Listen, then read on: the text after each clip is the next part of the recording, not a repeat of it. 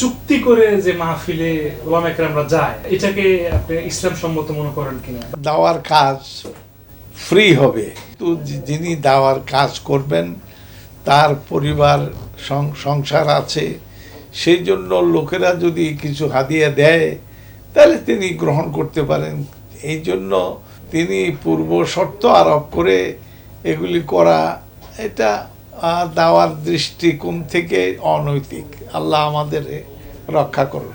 দেশবাসীর জন্য ঐক্যবদ্ধ থাকা, এটার স্বাধীনতার পক্ষে থাকা, আলহামদুলিল্লাহ স্বাধীনতার পক্ষের যে শক্তি, এই শক্তিগুলো যাতে পরস্পর ঐক্য গ্রহণ করে, এইটা যেন দেশবাসী দোয়া করে এবং চেষ্টাও করে, আল্লাহ তাআলা তৌফিক দান করেন। কেউ যদি ভালো আলেম হতে চায় তাদের জন্য কি পরামর্শ দিবেন? আলেম তো হইতে পড়াশোনা, আলেম মানে পড়াশোনা। তো পড়াশোনা যদি মৌলিকভাবে সে করে ছাত্র অবস্থায় অথবা বড় হয়েছে কোনো বড় আলেমের